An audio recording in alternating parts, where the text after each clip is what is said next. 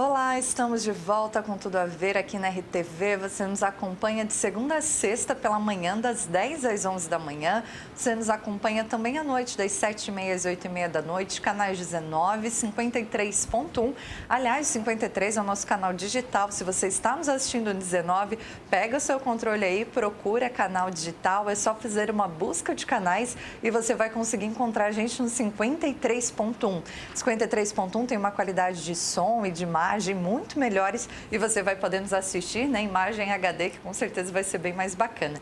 Você pode nos acompanhar também na internet pelo rtv.net.br, pode nos assistir na live no Facebook, é só procurar RTV Criciúma e você pode, aliás, no nosso Facebook, acompanhar e assistir todos os nossos VTs, as matérias, tudo aquilo que a gente faz e transmite aqui todos os dias na TV, você pode acompanhar também pelo nosso Facebook, compartilhar, mandar para alguém, rever alguma entrevista que você perdeu. Então, você é nosso convidado também pelas redes sociais para nos informar, né, aquilo que você gostaria de ver sendo discutido, conversado aqui no Tudo a Ver, também dentro dos nossos outros programas, né, do Linha Verdade, do Jornal Meio-Dia. Você pode sugerir pelas nossas redes sociais, seja pelo Facebook, seja pelo Instagram, também pelo WhatsApp. A gente está no ar no oferecimento de Oral Sim, no 3045-7777. Esse telefone também é o WhatsApp, está aí na sua tela. Você nos acompanha também no oferecimento de Estúdio de Beleza Tati Amandi de Sara. O WhatsApp também vai aparecer na sua tela. Você pode encontrá-los nas redes sociais. Móveis Correia Bac, todas as semanas com dicas, como a gente acabou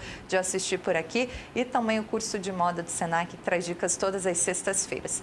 Mas hoje a gente recebe uma visita muito bonita, muito especial aqui no nosso estúdio, aqui na nossa sede da TV. E eu queria convidar você a assistir comigo a partir de agora essa visita do pessoal que está aqui ao vivo com a gente, do Coral do Bairro da Juventude. A coralista Júlia Dias está com as crianças lindas e a gente acompanha essa visita a partir de agora aqui na RTV.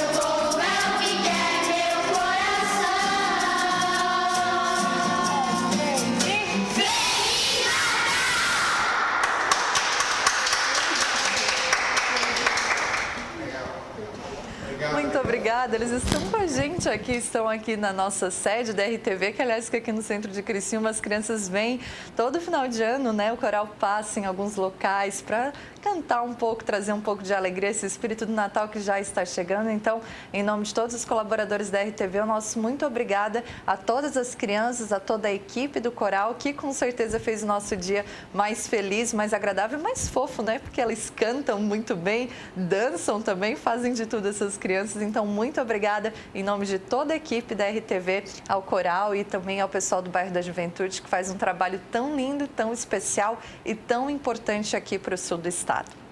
Mas a gente segue aqui com Tudo a Ver de hoje e a gente vai acompanhar a partir de agora uma entrevista que a gente fez com o Dr. Fábio Souza, ele que é médico pneumologista, porque hoje é o Dia Mundial de Combate à Pneumonia. E a gente conversou com o Dr. Fábio para entender um pouquinho, né, da importância desse combate, da prevenção, de como que a gente pode evitar um quadro de pneumonia grave. E a gente assiste essa entrevista com o Dr. Fábio Souza a partir de agora aqui no Tudo a Ver.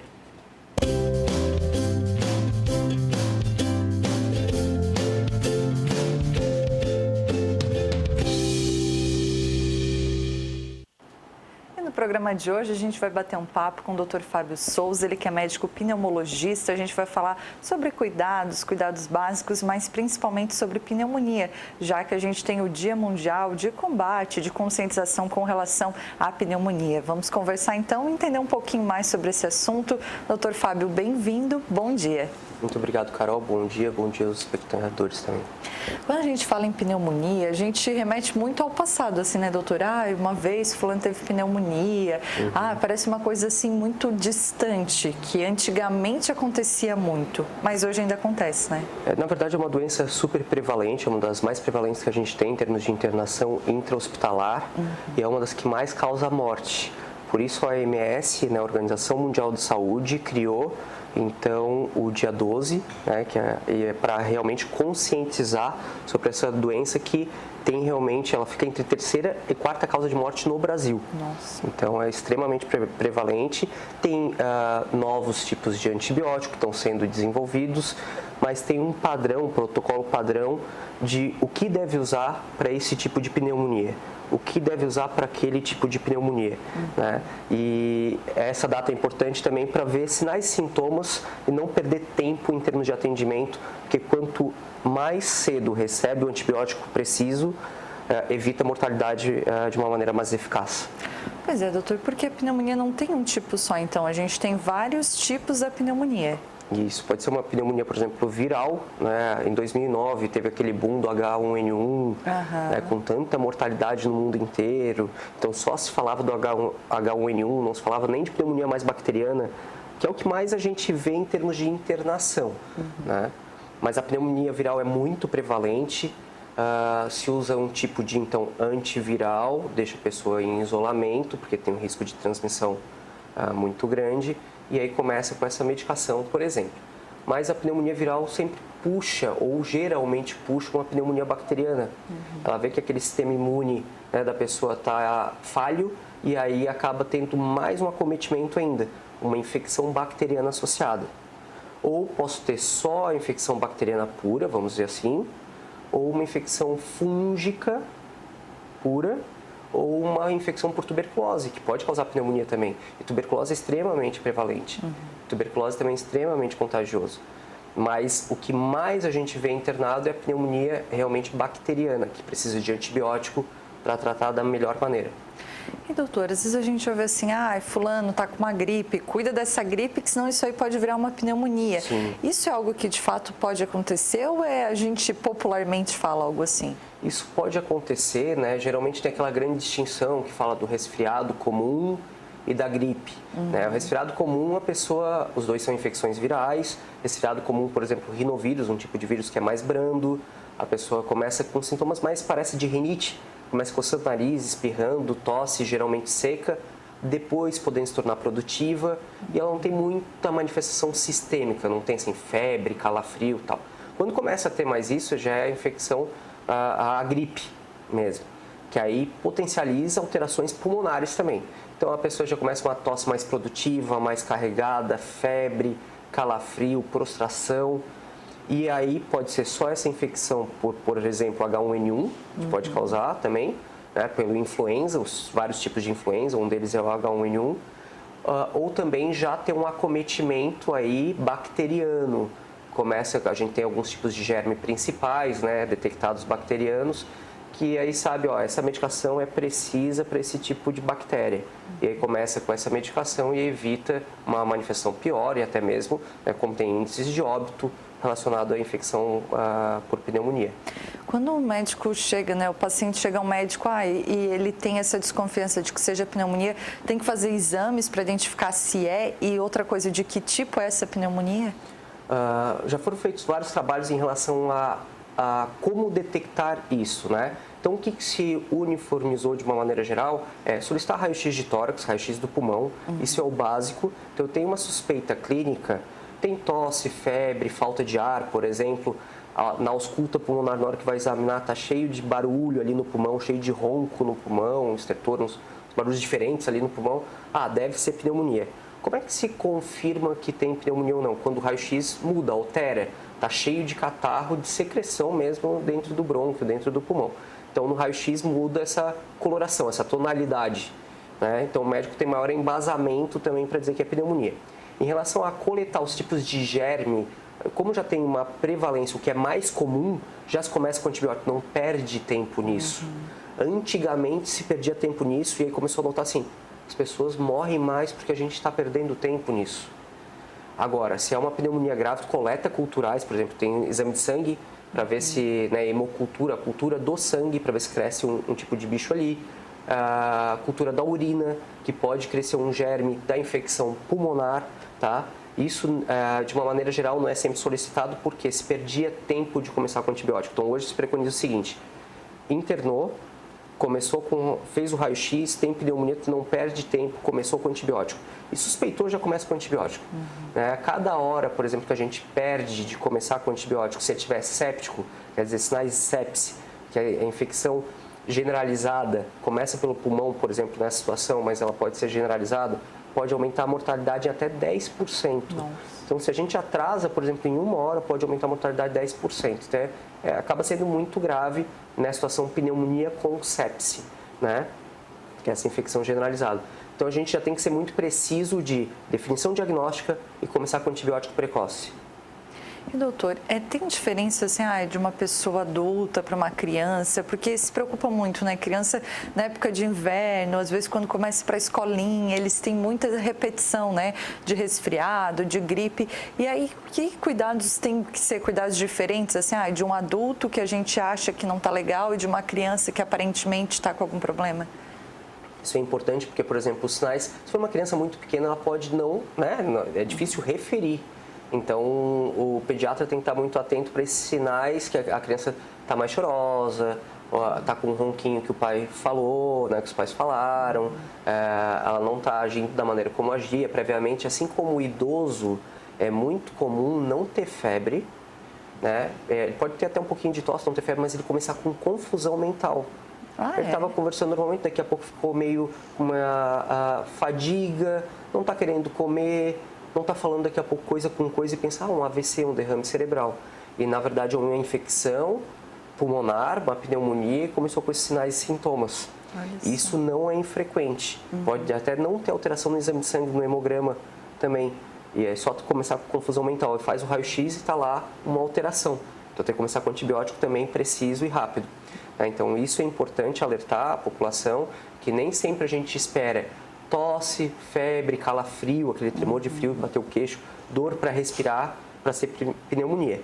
Então, se já tiver alguma coisa que saiu um pouquinho fora do eixo, né, principalmente idoso, se for mais essa confusão, e de uma maneira geral pode vir só a tosse, ou um pouquinho de febre, uma febrícula, né, um mal-estar generalizado, vale a pena investigar. Todo mundo, se fizer isso, por exemplo, para qualquer gripe, não precisa fazer raio-x, mas está sendo meio arrastado o quadro, procurar o atendimento para avaliar. E em termos de exposição é importante também. Uma coisa que a gente aprendeu muito com H1N1, como a transmissão viral é muito rápida, então é evitar, na época de pandemias, né, por exemplo, na sazonalidade do inverno, está tudo muito fechado, então evitar locais com mais conglomerados e muito fechado, que não seja bem arejado, porque isso acaba facilitando uma transmissão nesses locais muito fechados e com muita gente, né? Se a pessoa já tem uma história do sistema imune mais baixo e com infecções de repetição, essa pessoa tem uma chance de transmissão maior de doença, né? É claro que pegando aí o contexto tuberculose que é tão comum, por exemplo, um local mais endêmico de tuberculose, acaba sendo um ou outro local de trabalho, presídio também pode acontecer, porque está em contato direto e aí pode transmitir mais por exemplo, né, a Mycobacterium da tuberculose, por exemplo. A gente tem momentos, né, como você falou da pandemia da H1N1, que causa aquele pânico, né? No começo a gente falava a gripe suína, depois a gripe A, e eu me lembro, doutor, que a gente tinha nas igrejas uma recomendação que as pessoas não usassem a água da pia de água benta, né? E depois passa isso, e a gente esquece até de abrir a janela no ônibus, então a gente acaba indo às vezes de um extremo para o outro. Tem que sempre tomar esse cuidado, mesmo que a gente não esteja no momento de pandemia, para evitar que isso aconteça de novo, né? Sim, até porque a gente não sabe como está o teu sistema imune, o de cada um. Então, por exemplo, daqui a pouco eu estou um pouco mais debilitado, com uma infecçãozinha viral branda, e alguém tossiu, espirrou ali na minha cara, eu inalei, os bichinhos foram ali para o pulmão e começa a desenvolver a doença, né? Se o meu sistema imune estivesse bem, eu poderia receber aquela carga e não desenvolver a doença. Então, tem o quanto que eu inalo, o quanto que o meu sistema imune está legal ou não está legal. Então, boa noite de sono, boa alimentação, atividade física, essa tríade aí é sempre bem-vinda, né? Para evitar realmente que tenha infecções mais frequentes e que o sistema imune fique legal. Você falou ainda há pouco, de a pessoa às vezes está um pouquinho mais debilitada numa gripe. É sempre bom, talvez, a gente se comparar com a gente mesmo em outros episódios de gripe, doutor, porque tem coisas diferentes. E às vezes as mulheres falam, né, que homens, quando ficam gripados, faz um drama, porque parece que está morrendo. Mas eu acho que é difícil comparar a minha situação com a tua, né? Eu sei que, não, essa foi a pior gripe que eu já peguei. E aí é mais fácil, eu acho, a gente se comparar com outros episódios pra gente, né? Isso é super importante, é a mesma aquela história de dor. Né? A percepção de dor de cada pessoa é diferente, cada um tem um receptor de dor, e aí eu posso receber aqui um beliscância e, nossa, que dor intensa. E outra pessoa receber e não tem essa dor tão intensa. O sistema imune também é difícil visualizar isso, mas ter essa percepção prévia de como tu eras antes, como tá agora, e comparar com infecções anteriores, gripes anteriores, como que agiu, né? E tentar, obviamente, prevenir, que a gente mencionou, isso é extremamente importante. Outra maneira de prevenção é por intermédio de vacinação. Né? Tem a vacinação da gripe, né? Que então que é a famosa então para H1N1, e tem a vacinação para pneumonia. Então, por exemplo, pacientes acima de 60 anos, com doenças crônicas, pode ser outra doença crônica, não precisa ser só pulmonar, né? Mas diabetes, hepatopata crônica, alteração de fígado importante, diabético, são pessoas que a gente tem que lembrar mais para fazer a vacina também contra a pneumonia. Existem dois tipos principais, uma vacina que é feita praticamente uma vez só e uma vacina que pode ser repetida a cada 5 anos, por exemplo, né? E uma delas é até ofertada pelo SUS, preenchida direitinho, tal, corretamente. Então, é uma maneira de prevenção, é uma maneira de evitar até e diminuir a mortalidade. Né? Então, além desse contexto todo que a gente falou. E qualquer pessoa pode tomar, até falando porque deve ter disponível na rede particular também, né? Tem também, só que o melhor é que realmente tem indicação. Né? A princípio, só contraindicações mais importantes seriam pessoas que são alérgicas ao ovo, que a base parecido dessas com a da vacinas, gripe, né? A base dessas vacinas tem ovo, né? E podem causar essa alergia um pouco mais. Umas vacinas novas têm menos essa reação, mas só tomar esse cuidado quando não for assim bem orientado pelo médico. Eu quero fazer a vacina e tentar fazer. Então só esse cuidado a gente pede. E claro, é comum, mas não é nada absurdo ter uma ou outra reação local. Isso também depende do grau de aplicação e da sensibilidade da pessoa. Mas reações vacinais são pouco frequentes pelo número, pela quantidade de vacina que a gente vê, né, no mundo recebendo. Né? Elas existem, tem algumas precauções, mas a porcentagem é pequena. Doutor, em que momento que a gente deve procurar, né, um atendimento médico? Porque, como você falou já um pouco, a gente confunde muito essa questão de um resfriado com uma gripe. E depois de uma pneumonia. Em que momento, assim, não, nesse caso você deve procurar atendimento? Porque às vezes a gente não consegue identificar e às vezes perde muito tempo, que no caso da pneumonia, tempo é muito precioso, né? É precioso. Então, seriam mais ou menos umas dicas, né, de uma maneira geral. Então, idoso, se começar com uma confusão mental, não está agindo como agia previamente, está com uma adinamia, uma fadiga mais importante, alguma coisa mudou, isso já pode ser um sinal de pneumonia, mesmo antes de tosse, febre, falta de ar.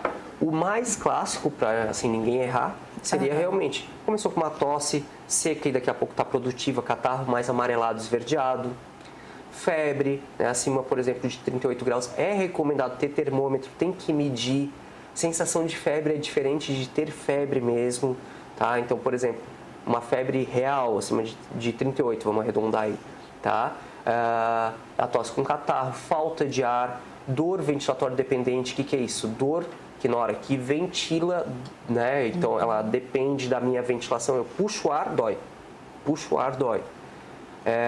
Para acontecer isso é em 10 a 20% de todos os pacientes com pneumonia, tá? Mas é importante, é um sinal que é um pouquinho mais orientado para pneumonia, né? Algumas vezes as pessoas confundem tanto tossir, pode ter estiramento muscular e aí ter dor porque de tanto tossir estirou o músculo mesmo. Fala, tô com pneumonia, faz o raio-x, não tem, né?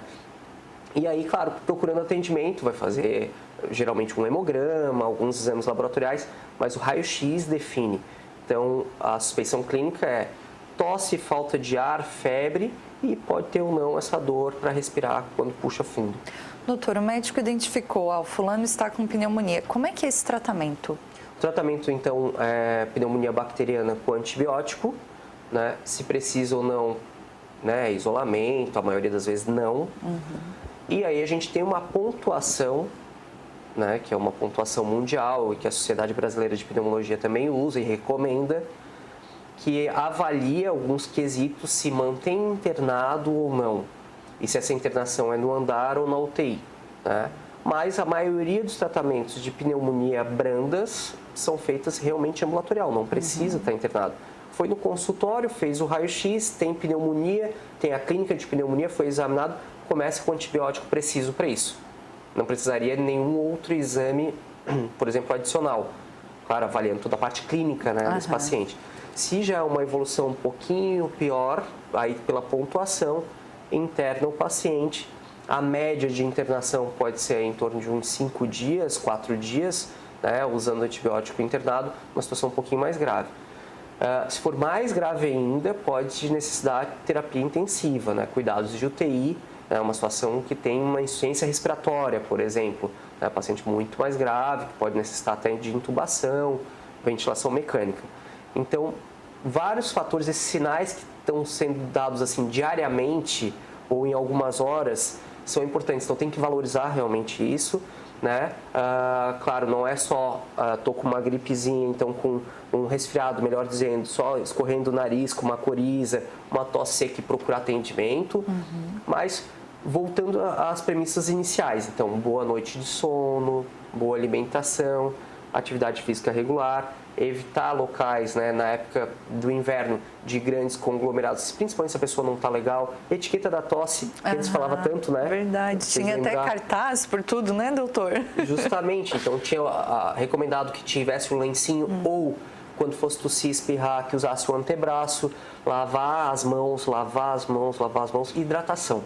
Teve um trabalho que foi publicado que aparentava que a replicação viral, quer dizer, o vírus de ficar ali transformando numa doença maior, se eu bebo bastante água, diminuiria isso, tá? Isso não foi provado em vários estudos, mas a gente sempre recomenda uma boa hidratação, também é importante. Também não faz mal para ninguém, né? Não faz mal, né? Beber bastante água. Doutor, sobre a questão de a pneumonia chegar a levar à morte, é por conta dessa questão respiratória ou não? É porque foi o vírus que causou alguma coisa ou porque a bactéria desenvolveu dessa determinada maneira? Pode ser as duas coisas concomitantes, né? Então, por exemplo, um vírus ou uma bactéria ou uma infecção pelo fungo ou uma infecção por tuberculose causando pneumonia e não devidamente tratado, né? Por exemplo, estava suspeitando que era um tipo lá de germe e era tuberculose.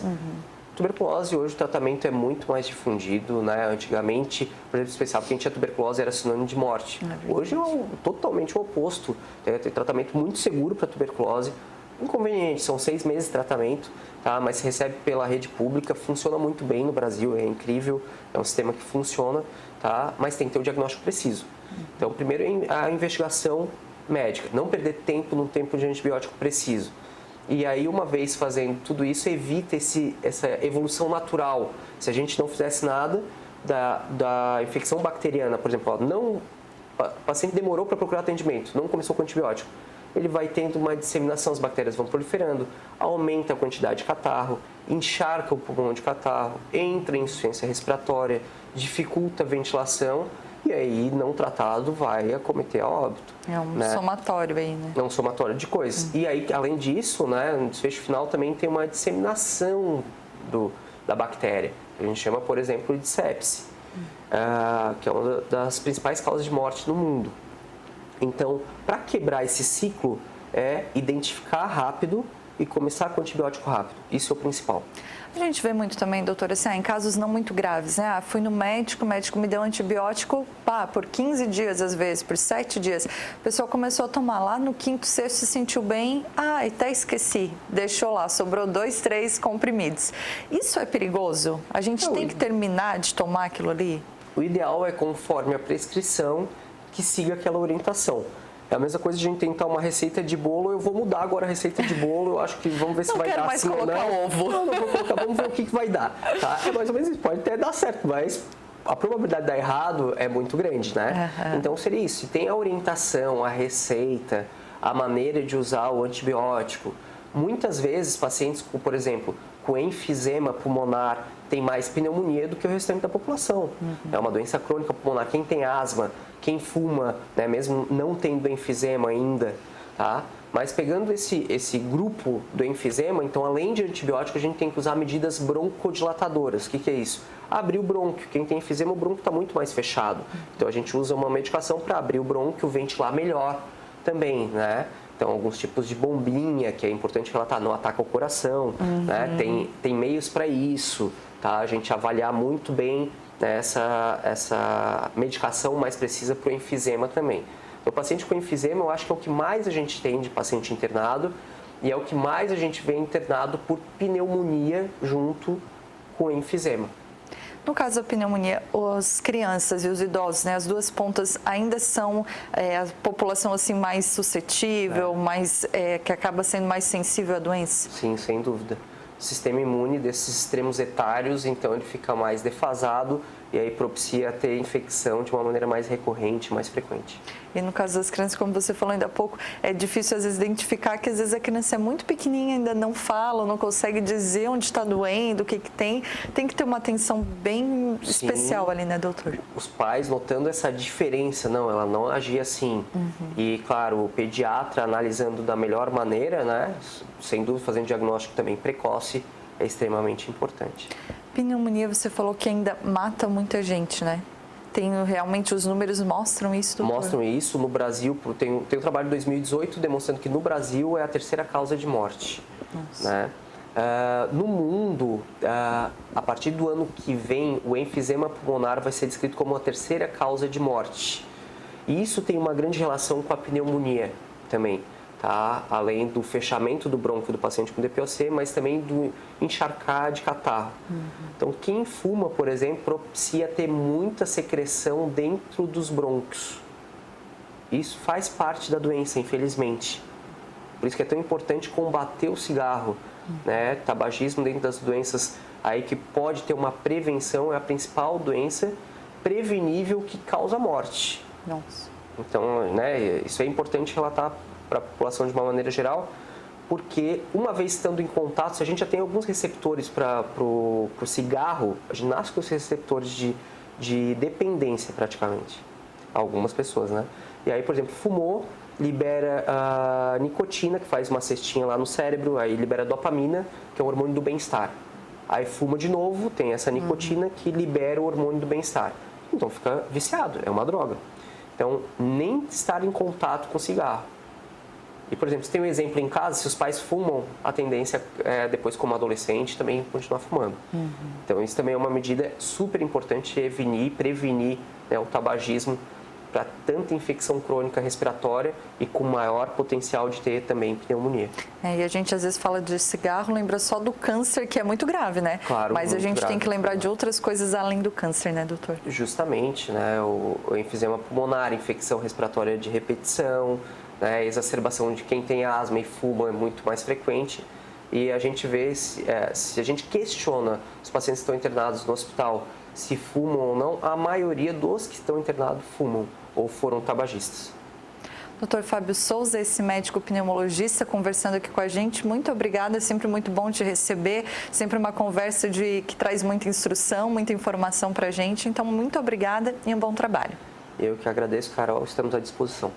Esse foi nosso bate-papo aqui no Tudo a Ver sobre pneumonia principalmente, mas também sobre outros cuidados com a nossa saúde, coisas que a gente pode fazer para evitar problemas lá na frente e passa muito, com certeza, pela prevenção.